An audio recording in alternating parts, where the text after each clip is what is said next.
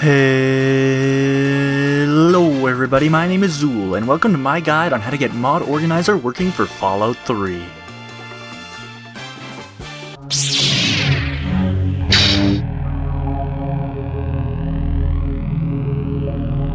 Welcome to part 1 in my guide of Mod Organizer for Fallout 3.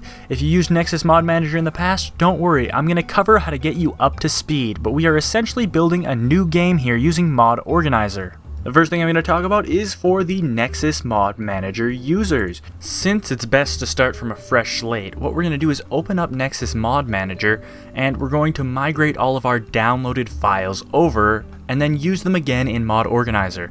This is going to save us from having to re-download and reset up our mods, but at the same time, it will be as if we are starting fresh with a brand new install of the game, so keep that in mind. So the first thing we're going to need to do is open up our mod folder, and you can do this by going right here and going to the Open Nexus Mod Manager Mods folder. From in here, you will get a giant list of all your mods, and this should be all the mods you have installed, because we probably aren't going to want to re-download them. So as you can see here, I have all the things that I've covered before, the blackened patches, stuff like that. There's also downloads, folders, and stuff. And what we're going to do is we're going to go to our desktop, click New, click Folder, and we're going to call this something like FO3 mods or something like that. Doesn't really matter, just a temporary folder. From here, we're just going to go ahead and click on the top mod file, click Shift, click on the bottom file. This allows us to select all of them, and then we're going to drag them and copy them over to this folder here. And this is basically just so we still have all our mod downloads. Alright, now once that's done, we're also going to want to uninstall all the mods that we have now. This will take a little while, but I think it's going to be worth it. Mainly because we want to start from a fresh slate. So if you have a game in progress, you're probably not going to be wanting to follow this guide, as your saves are most likely not going to work afterwards.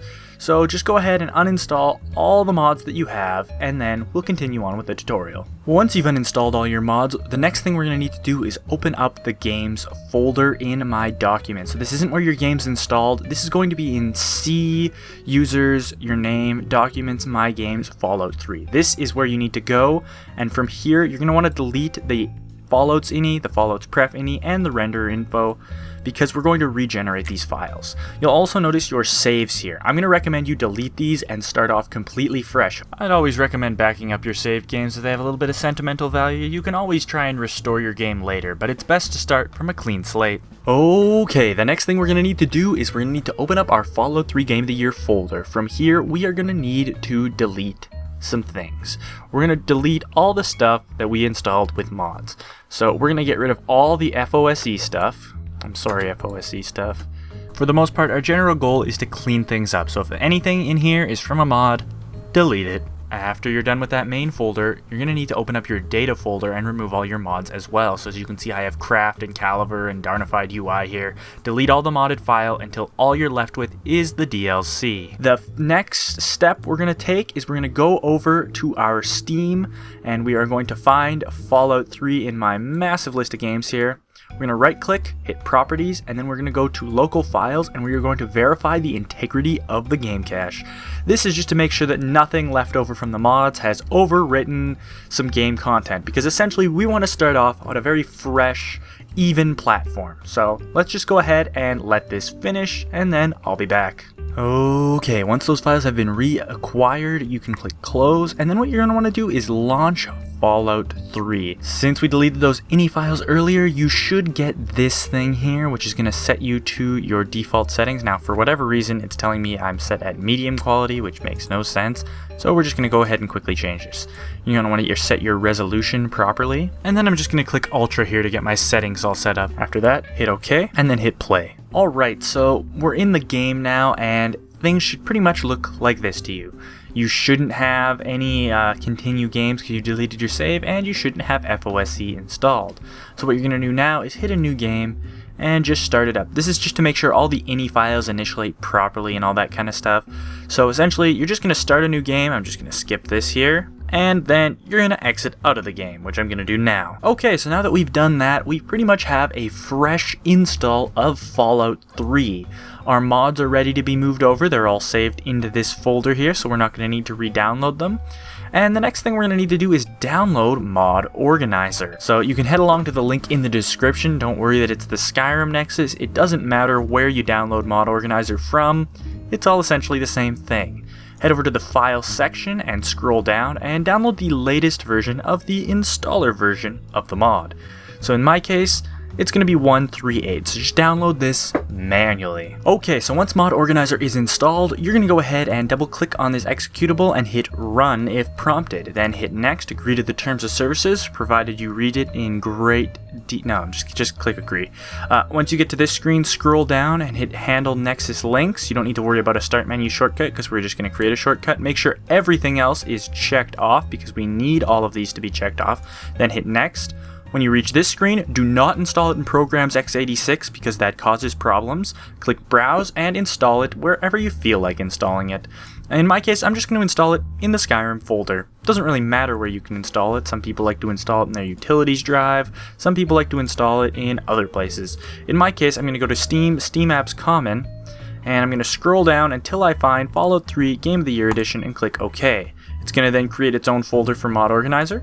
And then I'll hit install. This will take a few moments and I'll cut ahead to when it's done. Once this is finished installing, go ahead and click the finish button with Run Mod Organizer 1.3.8 or whatever version you have checked off, and it will launch like this. Then it's going to ask you to select which version of the game you have installed. You should select Game of the Year. If you don't have the Game of the Year edition, most of the mods are not going to work on your computer anyway. Honestly, just go buy it. It should be on sale, especially with Fallout 4 where it is right now. After that, it's going to give you a little message of the day. Just click OK, and it's going to offer you a help style tutorial. If you're not familiar with Mod Organizer, I'd recommend hitting yes. Of course, we're not going to do that in this tutorial because that would be weird.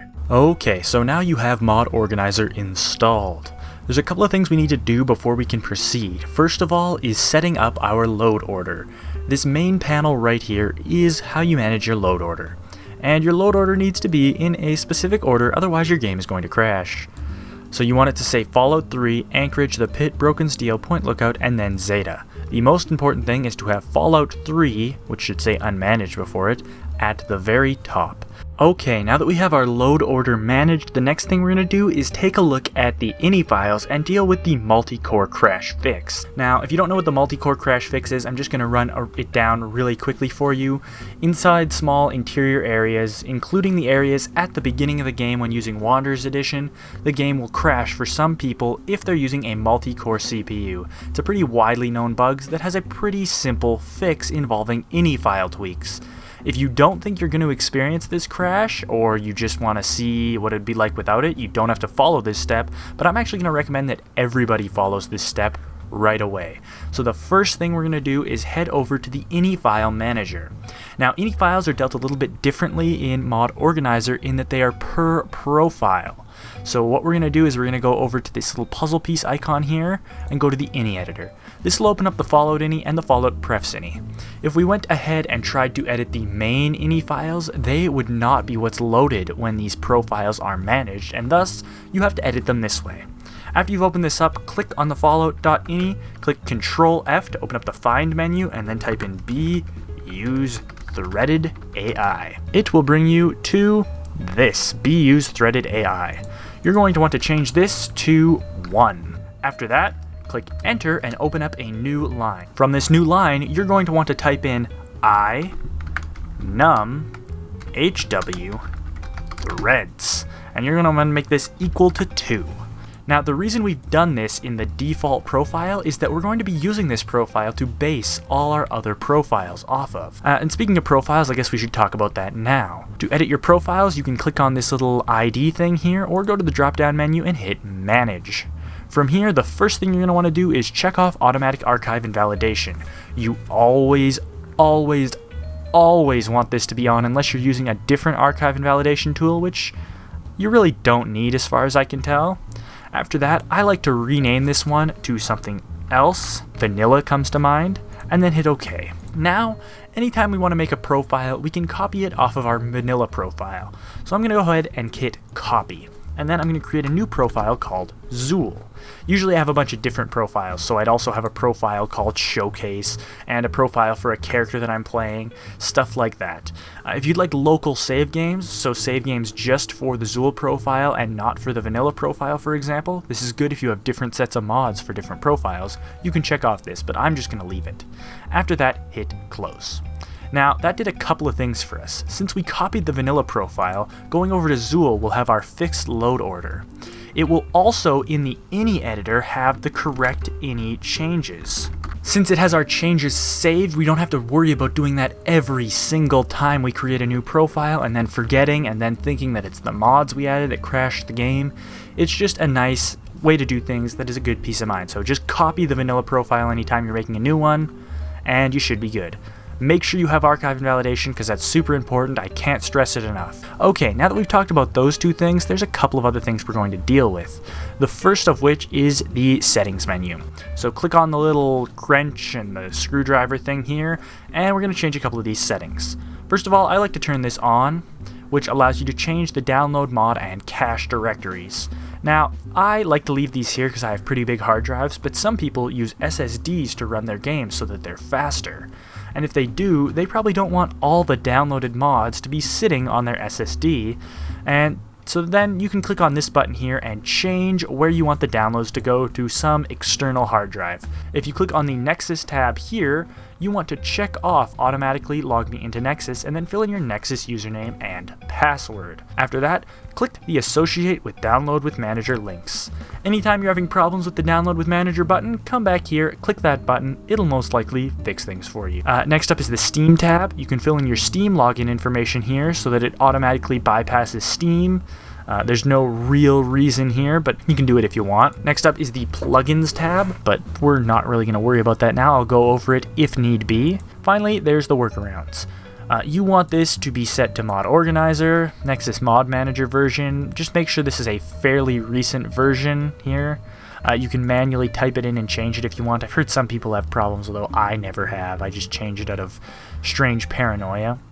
And that's pretty much it. So now that we've looked at that, we've got our settings pretty much baseline to where they are. A couple other things I should mention. This drop-down menu here allows you to change your executables. As you can see, I have loot already. This is my load order tool. We're going to deal with that in a later episode, although I've covered load order tools in the past. Since this isn't really a tutorial on Mod Organizer, that's pretty much all we need to talk about now, so I think the next thing we should do is download the Fallout Script Extender. Alright, the next step is to install FOSE, or Fallout Script Extender. This is something you're going to need if you want to install mods for Fallout 3 because it allows mods to do many more things that the game just didn't allow them to do without the script extender. It's perfectly safe, don't worry about that. I've talked about it in my other videos. We're just going it over here for completionist's sake. Head over to the page linked in the description, fose.silverlock.org, and you'll be presented with this. There are two versions. There is the latest stable version and the current beta version. I'm going to download the beta version. To be honest, it's a pretty old game, and I don't really think that there's going to be any kind of major instabilities with this version, but if you're extra paranoid, you can always download the latest stable version, which is right here. Alright, after you've downloaded FOSE, extract it using an archiving tool like WinRAR or 7-zip. If you're not familiar with those, I will throw a link in the description to one of my videos. Maybe throw it up on that little eye thing that appears in the corner sometimes. I'm not quite sure yet. But extract it into a folder. Once you open up this folder, you will be presented with this here. And I'm just going to kind of make this less weirdly shaped. And this is pretty much the Fallout script extender. What you have to do now is open up your games directory. So again, this is Steam, Steam Apps, Common, Fallout 3. So let's just quickly do that. Steam, Steam Apps, Common. We'll go to Fallout 3 Game of the Year Edition. What we're going to do is select all of these. You technically don't need the source code, but I just think it's easier if we just move it all at once and copy it into this new folder. So again, we're just going to drag and we're going to drop. If it asks you to copy and replace anything, just go ahead and click yes to all. In my case, it's giving me this copy and replace message because I just dragged it twice, which was not very smart. Now that we have our Fallout 3 Game of the Year Edition folder open, this is probably the best time to create an icon for Mod Organizer for Fallout 3. So open up the Mod Organizer folder, that is if you installed it here. If you installed it somewhere else, open it up, scroll down, and you want to find modorganizer.exe, right click on it, and create shortcut.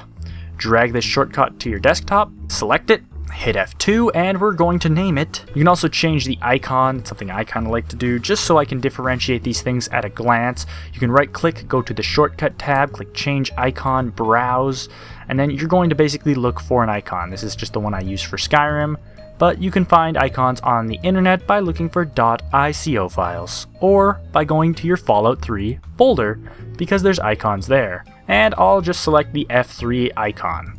I'll click open, OK, apply, boom, good. And then I'm going to add it into my little tab right here. Put it right next to the Skyrim Mod Organizer. There we go. And now if I click on this, it's going to launch Mod Organizer for Fallout 3. Now if you haven't closed out of and reopened Fallout Mod Organizer since we installed FOSE, it's not going to show up. So close out of it and then open it up using the icon we created now. Once you've done that, you will have FOSE right here. And from now on, when we want to launch the game, what we're going to do is we are going to open up Mod Organizer and we are going to hit run, or you can create a shortcut to your desktop, which went again to my other screen, this one right here, which is going to launch the game directly. Now I'd recommend changing the name of it or whatever. You can do what you want, but I actually just prefer to open up Mod Organizer every time and then launch the game that way. Now if you want to use an icon, there's nothing really wrong with that, but I always like to be able to look at my load order, make sure I have the right profile selected and stuff before I launch the game. One last thing that I forgot to mention earlier, and I apologize for this, we're going to set our ini files to get rid of the mouse acceleration in the game.